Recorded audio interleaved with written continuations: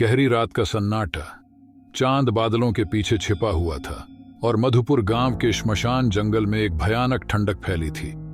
इस जंगल में कदम रखने की हिम्मत शायद ही कोई करता। कहते हैं यह जंगल सिर्फ मुर्दों का ठिकाना नहीं, बल्कि उन आत्माओं का भी है जो अपने बदले के इंतजार में भटक रही है।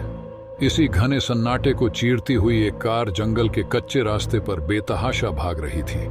कार की हेडलाइट्स से पेड़ों की परछाइयां ऐसे लग रही थीं मानो कोई खौफनाक छाया पीछा कर रही हो। कार में बैठा राज लगातार रियर व्यू मिरर देख रहा था, जैसे उसे कोई पीछा करता महसूस हो रहा हो। यह सिर्फ वहम है, हाँ सिर्फ वहम, उसने खुद को समझाया। पर तभी कार के रेडियो से एक कर्कश आवाज गूंज उठी। तुम यहाँ तक पहुंच ही गए राज, अब तुम्हें मुझसे कोई नहीं बचा सकता। राज ने हड़बड़ाकर रेडियो बंद किया, पर आवाज रुकने का नाम नहीं ले रही थी। इस बार वह सीधा उसके कानों में गूंजी। तुम्हारे गुनाह तुम्हारे साथ रहेंगे, चाहे तुम भागो या छिपो। राज ने घबराकर ब्रेक मारा। कार एक झटके से रुकी और वह हांफते हुए बाहर निकला। उसने देखा कि वह एक पुराने खंडहर के सामने खड़ा था। यह वही खंडहर था जिसे उसने हमेशा टाला था, जहां उसका कदम कभी नहीं पड़ा था। पर आज लगता था जैसे खुद मौत उसे यहां खींच लाई हो।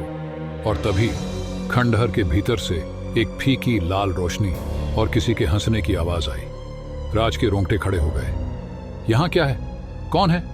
उसने कांपते हुए पूछा। खंडहर के दरवाजे पर अचानक एक छाया उभरी।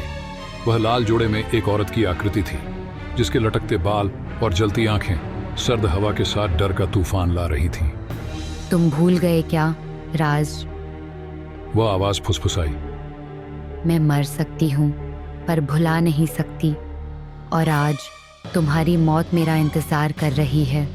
और जंगल के सन्नाटे में सिर्फ राज की चीखें गूंजने लगी। राज, तुमने मुझे धोखा दिया, मेरे प्यार का मजाक बनाया। अब तुम्हारी बारी है।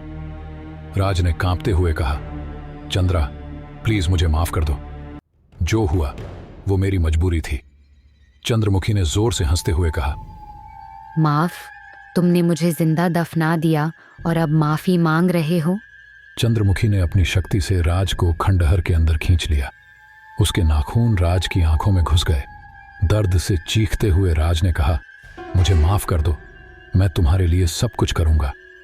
पर चंद्रमुखी ने उसकी गर्दन पकड़ ली और एक झटके में उसका सिर धड़ से अलग कर दिया। अगले दिन वरुण ने राज को फोन किया, लेकिन नंबर बंद था। उसे शक हुआ कि राज ने उसे धोखा दिया। उस रात वरुण ने सोने की कोशिश की, पर जैसे ही उसने आंखें बंद की, उसे लगा कि कोई उसके कमरे में है। वह चौंक कर उठा। सामने चंद्रमुखी खड़ी थी। तुम भी इसके हिस्सेदार थे, अब तुम्हारी बारी है। वरुण ने डर के मारे चीखना शुरू कर दिया। उसकी पत्नी आराध्या जाग गई। क्या हुआ? क्या कोई बुरा सपना देखा? वरुण ने झूठ बोलते हुए कहा, हाँ बस एक सपना था। आराध्या को वरुण के व्यवहार में बदलाव महसूस हुआ। उसने उसे छुप छुप कर देखना शुरू किया। एक रात उसने देखा कि वरुण चुपचाप घर से बाहर जा रहा है। वह उसके पीछे पीछे जंगल तक गई। खंडहर के पास वरुण रुक गया।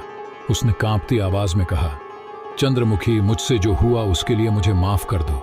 मैं तुम्हारा अंतिम संस्कार करने आया हूं। तभी तेज हवाएं चलने लगीं और चंद्रमुखी का प्रेत प्रकट हुआ। उसने वरुण को हवा में उठा लिया। आराध्या ने डरते हुए पूछा, वरुण, ये सब क्या हो रहा है? सच बताओ। वरुण ने रोते हुए कहा, मैं और राज हवेली पर कब्जा करना चाहते थे। राज ने चंद्रमुखी से शादी की, लेकिन जब उसने हवेली देने से मना कर दिया तो हमने उसे मारने की योजना बनाई। राज ने उसे क्लोरोफॉर्म सुंघाकर बेहोश किया और हम दोनों ने उसे इसी खंडहर में जिंदा दफना दिया। चंद्रमुखी ने गुस्से में कहा, तुमने मुझे मारा, मेरी इज्जत छीनी और मेरे पिता को जिल्लत दी। उसने वरुण की गर्दन को इतनी जोर से दबाया कि उसकी आंखें बाहर आ गईं। आराध्या ने गिड़गिड़ाते हुए कहा, उसे मत मारो, मैं तुम्हारे लिए कुछ भी करूंगी। चंद्रमुखी ने कहा, तुम्हारे पति ने जो गलत किया उसे सही करो, मेरा अंतिम संस्कार करो और मुझे मुक्ति दो। अगले दिन आराध्या ने गांव वालों को सारी सच्चाई बताई। चंद्रमुखी का अंतिम संस्कार किया गया। चंद्रमुखी की आत्मा ने कहा, अब मैं मुक्त हूँ, लेकिन याद रखना, अन्याय का बदला जरूर मिलता है। खंडहर से जाती हुई चंद्रमुखी की आत्मा ने एक आखिरी बार आराध्या की ओर देखा और अदृश्य हो गई।